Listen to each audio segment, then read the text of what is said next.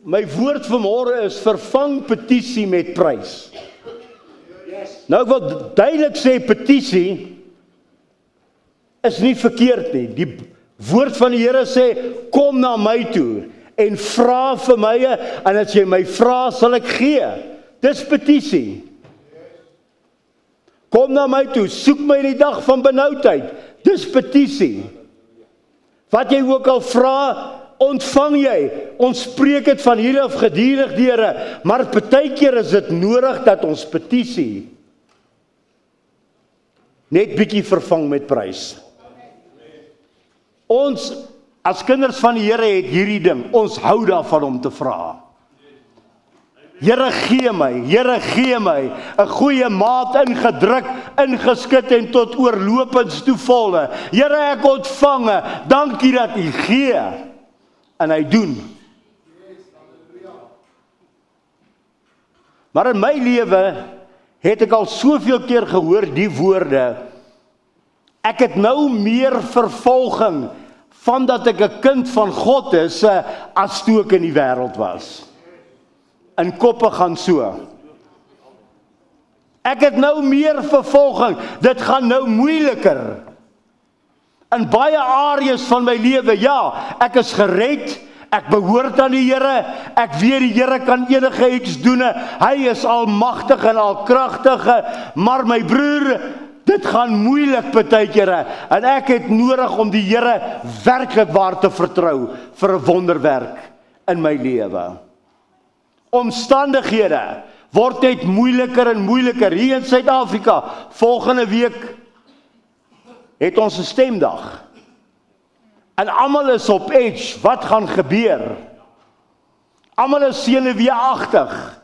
Wat gaan in ons land gebeur? En die gevolg is angs en bekommernis kom op die volk van die Here. Angs en bekommernis kom in hulle harte, hulle staan in die oggend op, wat gaan gebeur met my pensioen? Wat gaan gebeur met my finansies? Wat gaan die banke doen? Wat gaan die land doen? Wat gaan die regering doen? As jy deesdae luister na gesprekke, is die gesprekke net oor wat gaan gebeur, my brother. Nou ek vra altyd vir die Heilige Gees as ek moet preek, Here gee vir my 'n preek van hoop. Gee vir my 'n preek waar ek 'n ligvakkel kan oplig en net sê, kyk, daar is hoop. Kyk, die Here kan die onmoontlike doen. Kyk, by hom is geen ding onmoontlik nie. En ons het in hierdie gemeente al baie lering gegee oor doen proklamasie, gebed, belydenis, hoe jy spreek, wat uit jou mond uitkom. Maar tog het ek myself, ek praat vanmôre, brother, van myself, al baie keer in 'n situasie bevind, dat die storm so groot is, dat terwyl ek vra, voel ek hoe moedeloosheid oor my kom. Want Here, ek het nou al so baie gevra. Ek het al hoeveel keer gevra dat U 'n pad maak waar daar nie 'n pad is nie. Ek het al hoeveel keer gevra dat U net hierdie ding vir my oplos. Halleluja. En dan partykeer, terwyl ek op my knieë is, dan voel ek moedeloosheid oor my spoel. Soveel keer dat ek net gaan lê op die grond, of waar ek ook al is, en net sê, Here, ek weet nie wat om te doen nie. U is in beheer. Totdat ek die volgende les geleer het. En ek het daai les geleer in hierdie gemeente, terwyl ons in die oggende hier vroeg gebid het. Daai les het ek geleer. Ek gaan na 2 Kronieke 20 vers 2. Toe hulle kom en aan Josafat berig bring en sê, Daar kom 'n groot menigte. En hierdie groot menigte was 3 konings met hulle koninkryke.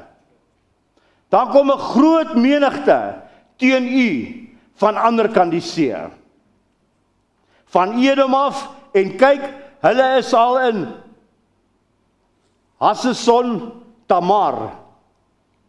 Nou daai afstand is 'n paar dae, 2 dae, 3 dae, van waar die koning is. En ek gaan nie die hele skrif lees nie, ek wil net gedeeltes uitlig. Vers 3 sê, kyk na sy woorde, en Josafat, of het Josafat bevrees geword. Ander vertaling sê, en Josafat het baie bang geword. Nou moet jy sien, daar's 3 konings, met hulle koninkryke, hulle armies is op pad. En hulle is op pad na Josafat toe. En Josafat, die Bybel sê, en Josafat het baie bang geword. Die enigste rede hoekom Josafat bang geword het, want hy het geweet, sy weermag staan geen kans teen die menigte wat kom nie. Het baie bang geword. En sy aangesit daarop gerig om die Here te soek. En hy het oor die hele Juda 'n vasdag uitgeroep. Ek wil hê jy moet die storie volg, want dit gaan vir jou oorwinning bring. Nou hierdie was 'n groot gevaar. Hoekom sê ek dit was 'n groot gevaar? Want vers 4 sê, en Juda het bymekaar, dis die hele land, en Juda het bymekaar gekom om van die Here hulp te soek. Daar's nie net 3 of 4 ouetjies nie. Daar's nie net die gemeente nie. Die Bybel sê Juda het ingestroom om van die Here hulp te soek. Selfs uit al die stede van Juda het hulle gekom om die Here te soek. Nou net daai prentjie wys vir jou, hier's 'n groot gevaar op pad. Net daai prentjie sê vir jou, Juda was werklik bekommerd. Josafat was werklik bekommerd. Hoekom? Omdat hulle geweet het hoe groot is die gevaar wat kom. Vers 11 sê, ja, kyk, hulle vergeld ons dit deur te kom om ons uit ons besittings te verdrywe. Jessie, hoe baie keer hoor ons dit nie in Suid-Afrika nie. Hulle kom om ons uit ons besittings te verdrywe, wat u aan ons as eiendom gegee het. Dan vers 12, ek gaan net so vinnig deur die skrifte. Ons God sal u nie teen hulle strafgerig uitoefen nie, dis die gebed. Ons God sal u nie strafgerig uitoefen teen hierdie vyand. Hoor, want in ons is geen krag teenoor hierdie groot menigte wat teen ons gekom het nie. Hulle herken en sê, ons het, we haven't got a chance. En ons weet nie wat ons moet doen nie, maar ons oë is op u. Ons weet nie wat om te doen nie. Here, ons weet nie hoe om hierdie vyand te beklei nie. Ons weet nie hoe om onsself te verdedig nie. Ons weet nie wat om te doen nie. Dit klink soos 'n volk wat desperaat is voor die Here. Ons sê partykeer hier in ons weet nie wat om te doen nie. Wat gaan nog gebeur? Maar hulle het hulle oë op die Here gehou. En hy het met die volk beraadslaag en tot eer van die Here sangers, hoor hierdie ding, tot eer van die Here sangers opgestel, wat in heilige sieraad moes lofsing. En by die uittrek op die voorpunt van die gewapendes moes wees. This is crazy. Come on, face it. As jy teen 'n ander vyand gaan veg, stuur jy nie die voorsangers uit nie. Jy stuur jou geoefende manne uit. Jy stuur die panserdivisie uit. Jy stuur die ouens wat helde is uit. Want hulle gaan nou kom teen die vyand. Maar Josafat doen niks anders te. Hy sit aan die voorkant, sit hy mense wat moet tamboerine speel en hulle sing. Imagine wat die vyand gedink het.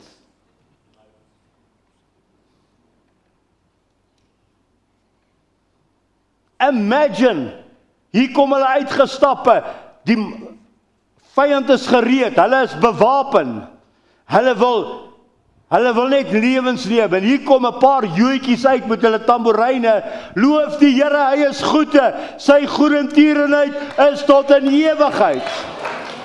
Imagine,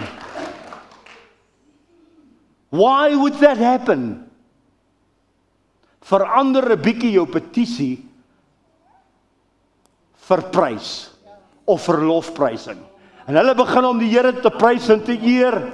Loof die Here, want sy goedertierenheid is tot in ewigheid. En die ouens kom nader aan mekaar en die joetjies sing nog steeds, loof die Here, want sy goedertierenheid is tot in ewigheid. Halleluja. En kyk wat gebeur. En op die oomblik, hoe lank is 'n oomblik? That's 'n oomblik. Dis langer as 'n oomblik, maar dis 'n oomblik.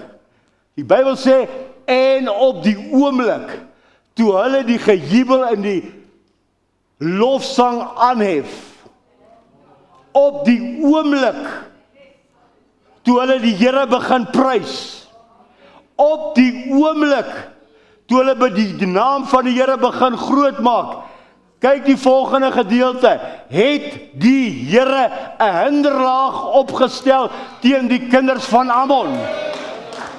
Die oomblikke toe hulle die Here begin prys. Nie na 40 dae se vas nie, my broer. En vas is reg. Nie na 5 dae se intersessie nie, en intersessie is reg. Maar as ons begin om die Here te prys, iets gebeur. Hierso sê hy, die oomblik, as jy op jou knieë is, en jy smeek voor die Here, die Bybel sê, die oomblik, as jy 'n lofsang begin ophef, dan gebeur iets in die geestesdimensie. As dit net hierdie gedeelte was, sou ek gesê het, fair enough. Maar die woord is vol van dit, en ons gaan nog na 2 kyk. Die oomblik, toe hierdie volk uitkom volle, en hulle begin voor die Here sing, daai oomblik gebeur iets, en die Here het 'n hinderlaag opgestel teen die kinders van Ammon, Moab, en die mense van die gebergte van Seir, wat teen Juda gekom het, sodat hulle verslaan is. Sien jy iets hierso?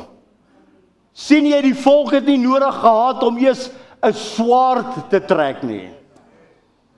It's not by might, it's not by power, but by my spirit, says the Lord.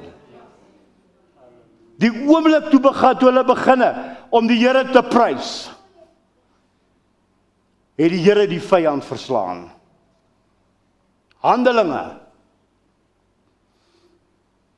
Handelinge 16 vers 24. Hy het toe omdat hy so bevel ontvang het, hulle in die binneste. Nou die binneste gevangenis is high risk. Hier is die gevangenis en binne in die gevangenis is daar nog 'n gevangenis. En hulle is in die binneste gevangenis gesit. En hulle voete is in 'n blok vasgemaak. Vers 25 sê, en omtrent middernag het Paulus en Silas gebid en lofliedere tot eer van God gesing. En die gevangenes het geluister. So terwyl hulle sing, sit die gevangenes en luister. Vers 26 sê, en skielik kom daar 'n groot aardbewing, sodat die fondamente van die gevangenis geskud het. En onmiddellik het al die deure oopgegaan, en die boeye van almal het losgeraak. Imagine it. Hierdie ouetjies is in die gevangenis. In die binneste gevangenis. En hulle begin om die Here te prys, terwyl hulle geboei is. En die Bybel sê, toe hulle die Here prys, skielik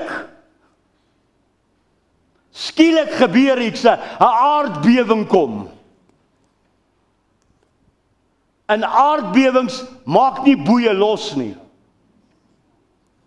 'n Aardbewing kom en skielik is hulle voetboeye los, sodat hulle vry kon gewees het om uit te stap. So ek en jy partykeer in ons moeilikste nag is ons donkerste nag. En jy weet nie meer waai kant toe om te draai nie. Dit voel of jy geboei is. Dit voel of jy nie uitkoms het nie. Dit voel of die duiwel met jou woer speel.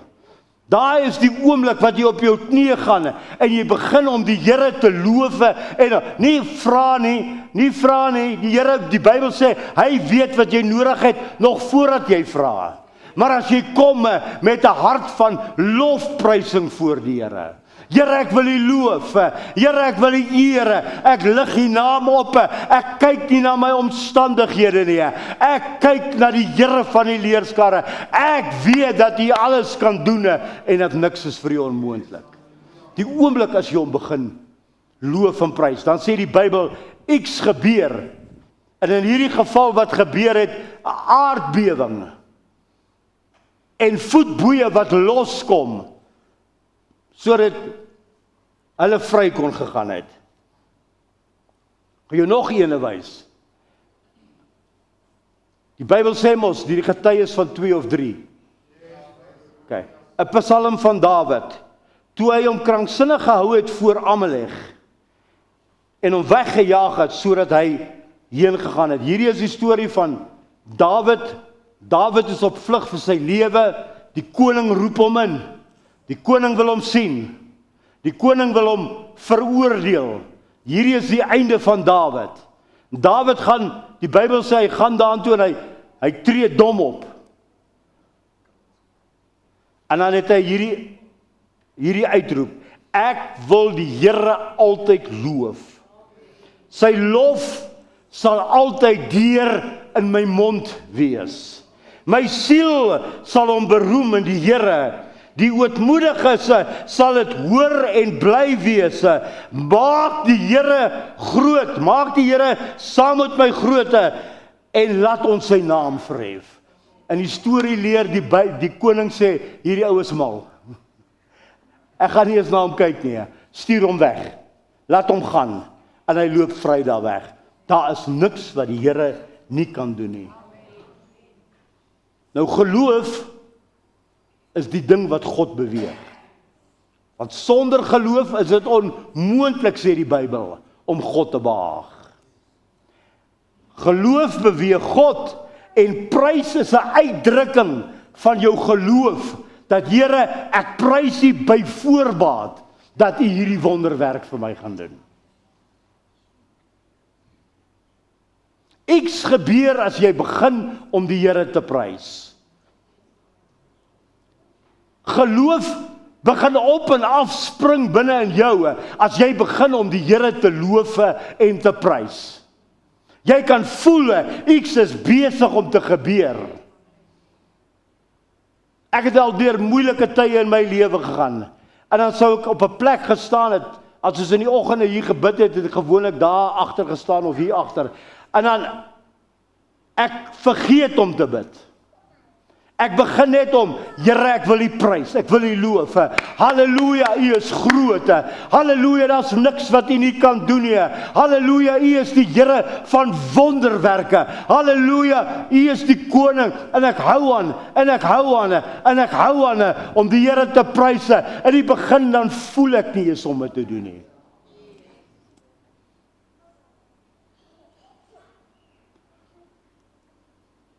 Iemand het hierdie woorde gesê, en ek wil dit met betrekking tot prys gebeur, maar is ook met gebed. As jy voel, ek skeer jou om te bid, of as jy voel dat ek skeer jou om te prys, dis die tyd wat jy moet prys en aanbid, omdat iemand jou probeer keer, en ons weet wie hy is. Hy probeer jou keer, jy voel dit, dan is dit die tyd, want dit is die tyd wat jy voor 'n wonderwerk staan, en wat hy weet, as John Cordere nou beginne om die Here te pryse, dan gaan die tronkdeure oop vir hom.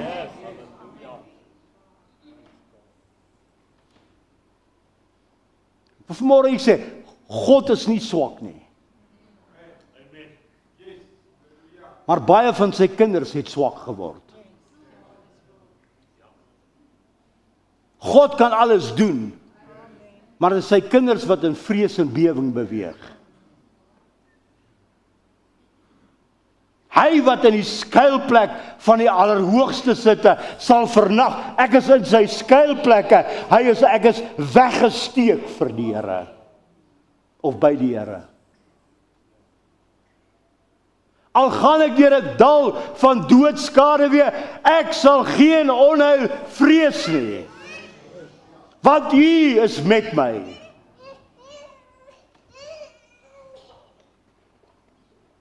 Prys haal jou oë van jou omstandighede af,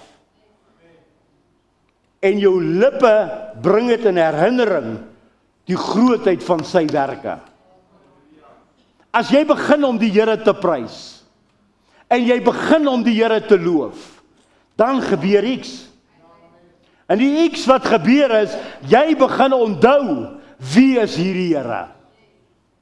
Hy is die skepper van die hemel en die aarde. Hy is die koning van alle konings. Hy is El Shaddai, the God of plenty. Hy is ons groot geneesheer. Hy is ons opperheerser. Hy is die leier van die geestelike weermag. Hy is die seun van God. Hy het 'n naam bo elke ander name, en die Bybel sê elke knie sal voor hom buig. Jy begin dit onthou as jy die Here prys. Jy begin onthou, ek is nie net besig om 'n paar woorde te babbel, maar terwyl ek die Here groot maak, onthou ek met wie ek praat, ek onthou wie ek oplig, ek onthou dat hy kan die onmoontlike doen, ek onthou wat hy gedoen het. Ek onthou dat hy die see geopen het. Ek onthou dat hy die leeu se bekke gesluit het. Ek onthou dat hy 'n vuurkolom en 'n wolkkolom gegee het. Ek onthou in my tekorte, terwyl ek pryse, onthou ek dat hy by die rotse het hy bevel gegee, en die rots het water gegee. Ek onthou wat hy kan doen. Blinde oë oopmaak, krepeles laat wandel. Ek onthou, hy is die Here wat die brood vermeerder. Terwyl ek daar sit en ek is besig, Here, ek het nie om vorentoe te gaan nie. Ek het 'n tekort en ek begin om pryse. Onthou ek hoe die olie vermeerder.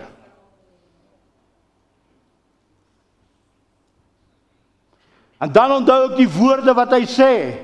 Wees nie bevrees nie, ek is met jou, ek sal met jou wees al die dae van jou lewe. Halleluja. Wie glo die Here kan? Wie glo die Here wil?